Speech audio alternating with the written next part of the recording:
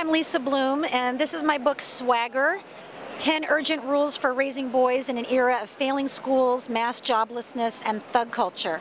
I wrote this book because I wrote a book last year about women and girls called Think, and as I went all over the country talking about women's issues, parents would approach me and say, what about boys? And I said, what about boys? Well, I started to look into the topic, maybe to write an article about it, and I was really shocked at what I found. And I kept researching.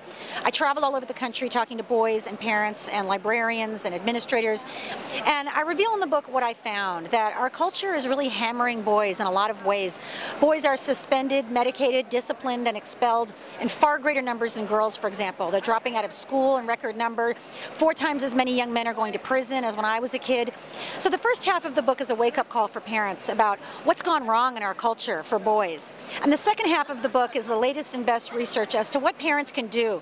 Very practical tips to help your boy get back on track, get him reading, get him that attitude adjustment.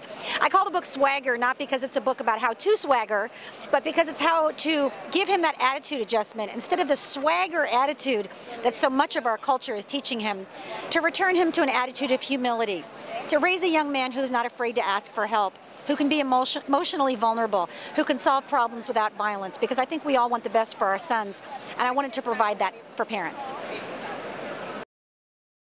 And my book is available everywhere at major bookstores, online, and my website, lisabloom.com, Lisabloom.com, has a free excerpt. So go on there, read the excerpt, and if you like it, you can get it just about anywhere.